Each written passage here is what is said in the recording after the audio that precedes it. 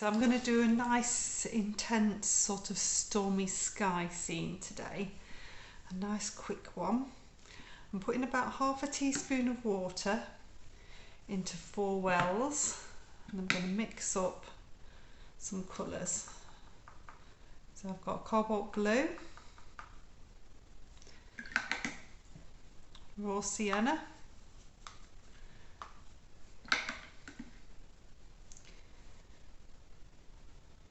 going to take this to a separate well.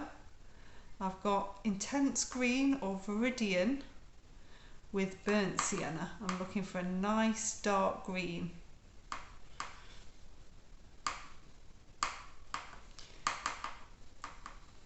Nice natural dark green. I want that to be nice and thick.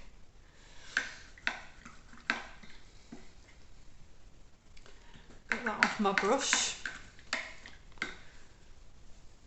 Just need a little bit more cobalt blue. I'm going to make a grey. So I'm going to make that grey with cobalt blue and a dab of burnt sienna. So I'm just going to dab it across and change this into a grey. A bit more burnt sienna. I always find it's easier to take the colours over bit by bit, so you don't take too much in one go.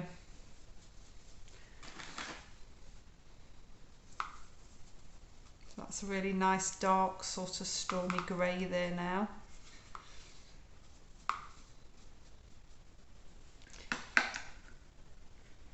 And then I've got a dab of sepia which I'm going to leave neat on the palette. So I'm going to come in with some water. I'm going to get a nice stormy sky in first. So we'll go about halfway down.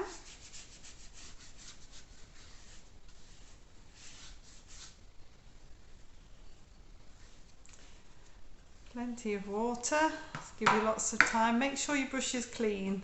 It's always a hazard when you're making dark colours that your brush isn't clean, so just dab it off. And then we're going to come in with the cobalt blue. Circular motion.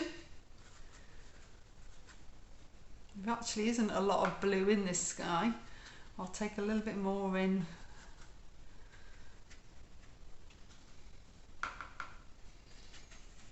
Just within the cloud.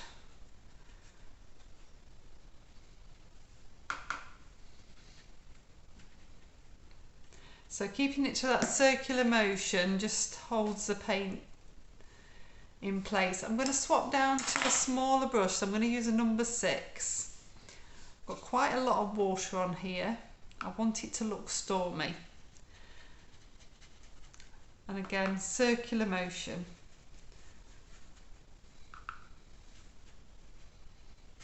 So I'm going to get some nice stormy clouds starting to appear here. Leave little bits of white.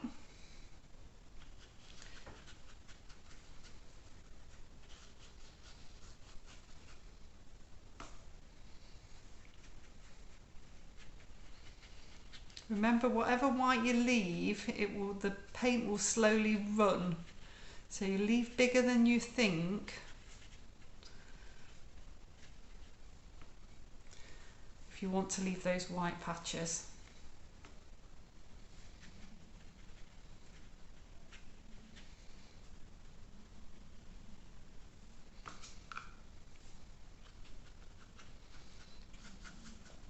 So those little circles are getting smaller as I come down.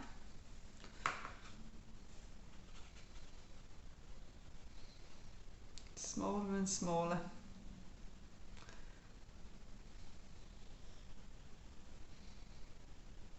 Got this nice dark edge. Already you can see that the colours are starting to split out, and that's why one of the reasons that I like to make, dab those bits off, a grey, a mix of grey, because you get the browns and the blues splitting out of that. And then if you want it to be darker in places, it's just waiting a little while and then you can come and take a little bit more in.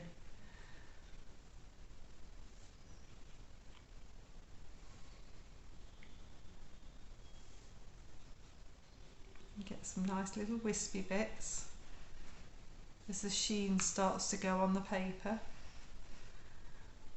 I've got areas that are very wet still, that are running, and areas that are nearly dry on the paper. So I'm just biding my time. Might just have to take a little bit of this puddle out.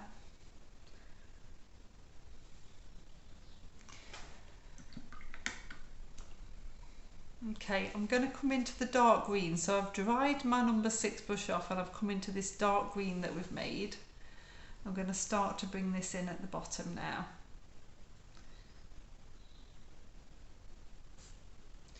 So I'm going to start to get that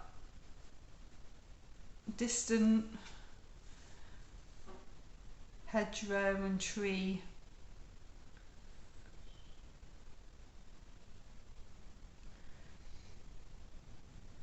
appearing, and it's just literally dabbing as we go along, dabbing into the wet paint.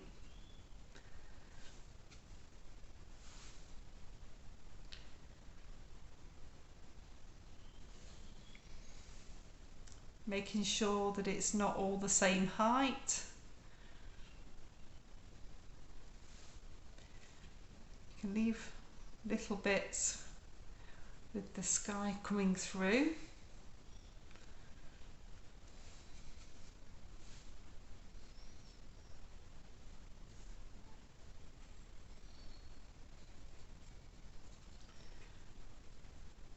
Just building up this tree line.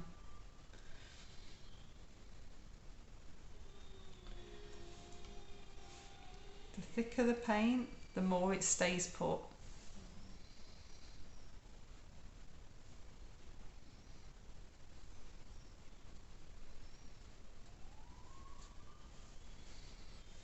If you dab into your neat sepia, you can really darken some of these up.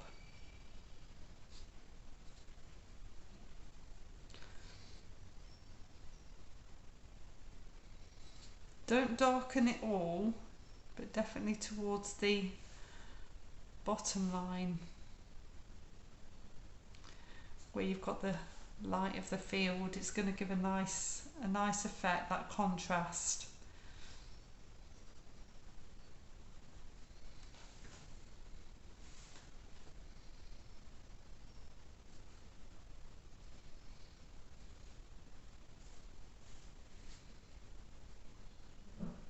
You get that lovely contrast happening.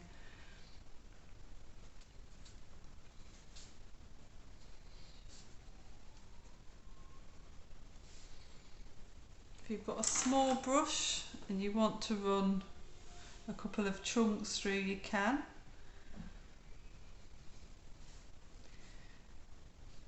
The more summery trees, so you can't really see much other than foliage.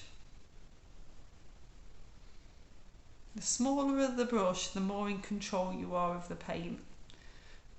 So if you swap down, this is a number 2. I want to make a few more wispier bits. Then it's going to be really in control.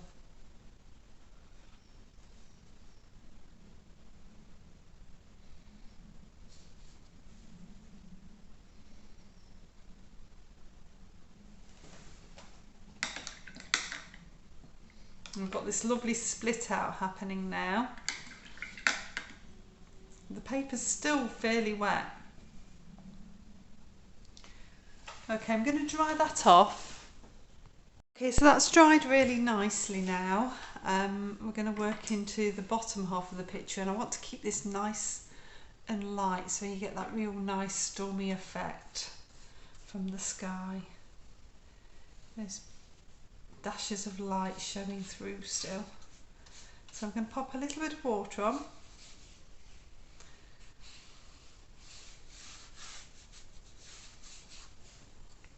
I'm coming with my round number 10.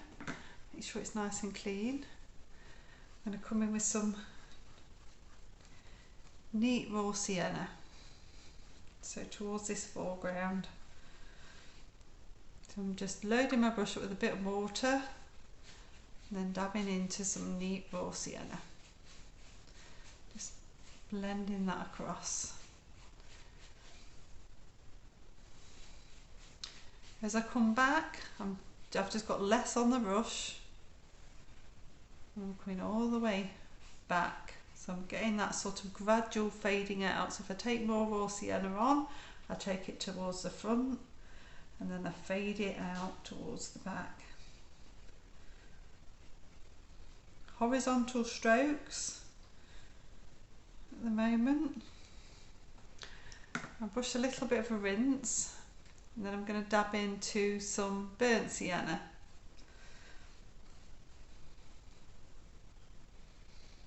There's a hint of green still in that, so I'll just get a little bit more burnt sienna.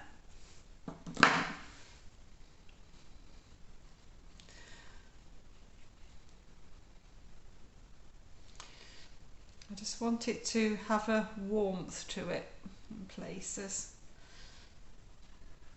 It's the same colours we've used in the sky, so it should have a nice synergy.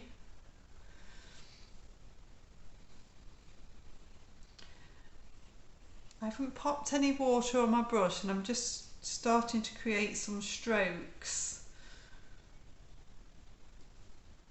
just in the cloud field, really.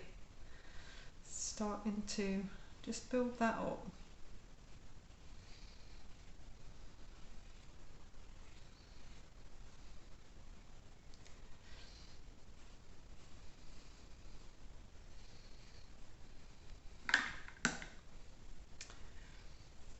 I'm going to drop down to number 6. Just going to soften that in, so it's just a couple of dry bits there that I don't want highlighted. So I'm just going to dampen those in. And then I've got a little bit of this dark green left. I can make it a little bit more, so that's the burnt sienna and a bit of the viridian or intense green. I'm just going to dab a few bits in.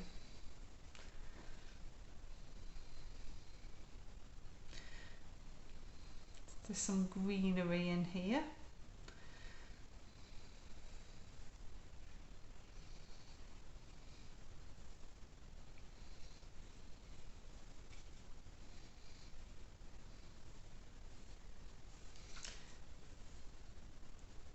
A few strokes. I'm going to do some more of that in a second anyway. Rinse my brush off. And then I'm going to come into the grey that we've used in the sky, and I'm going to bring a bit of that grey along here. So just dab off if it goes too, dab off onto kitchen towel if it goes too mad. I've been waiting for this to dry a little bit before I came in to get this dark sort of path come shadow.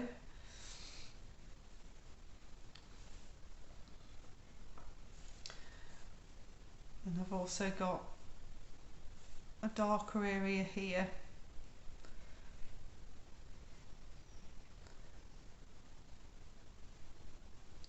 Pop in with the grey. Rinse my brush off, dab it off. I'm going to come into the neat sepia. So to that bottom edge of the grey, I'm going to bring the neat sepia.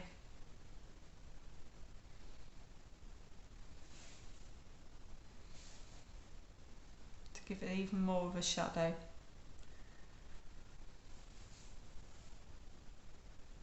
Remember, wherever you lift your brush off is where the colour will release, so just make sure you don't lift it off at a point where you want it to be very fine.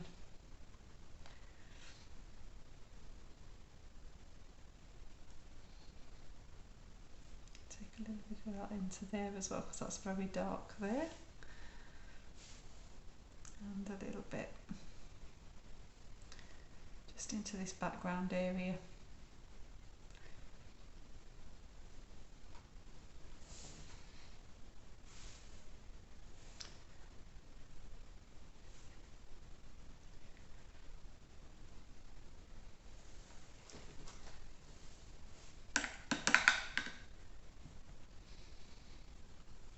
I pick up a sponge now, gonna wet it, wring it out and dab it off. I want some fairly thick raw sienna. So I'm going to take this, all of this raw sienna into that mix.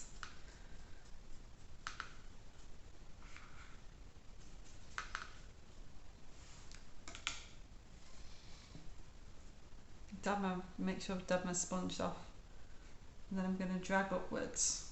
Right, so that's still not showing, so that means that the raw sienna isn't thick enough, so I need more raw sienna.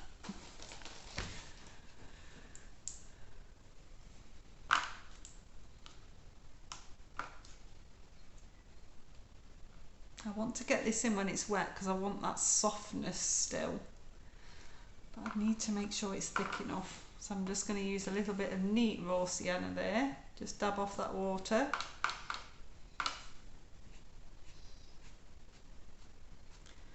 And bring that through. So I'm just doing a dragging motion with the bobbly bit of the sponge.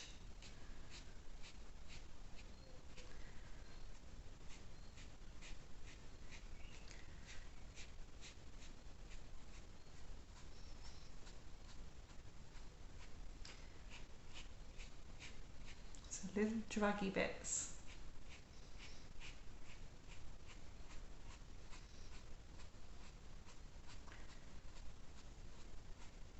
Just want to start to build up a little bit of texture. Also gives it a really nice stormy feel. If you blend a little bit into those dark lines, don't worry, it will all work. Don't go all the way to the back, you want to keep some of it softer.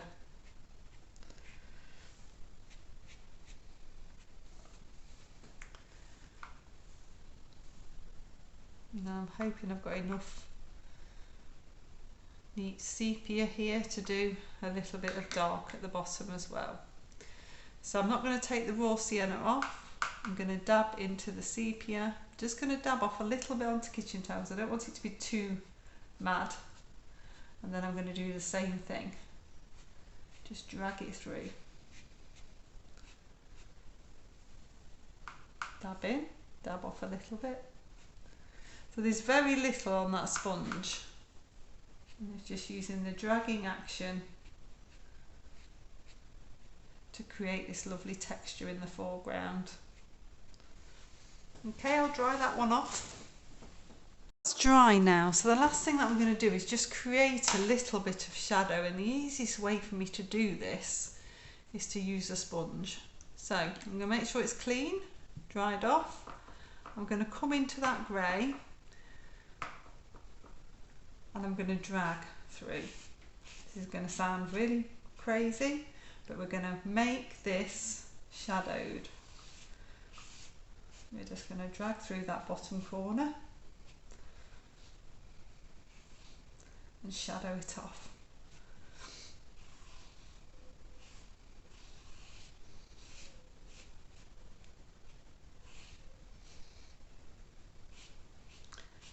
All the way, just little drags.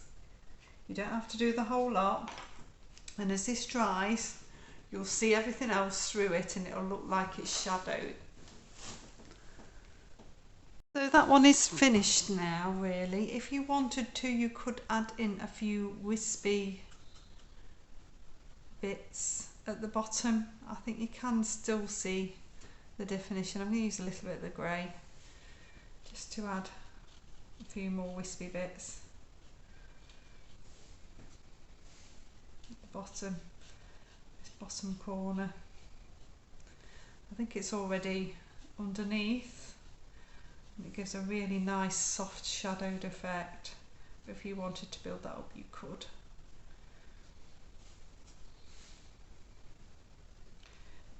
A few wispy bits of grey. I'm just using a rigger to do these.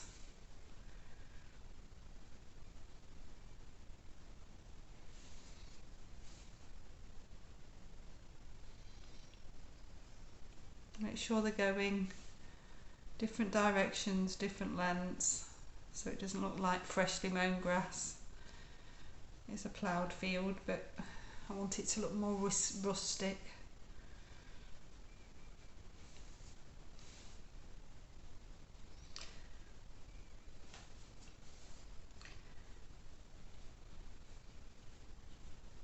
Take some higher in one corner. It's always a nice composition to do that.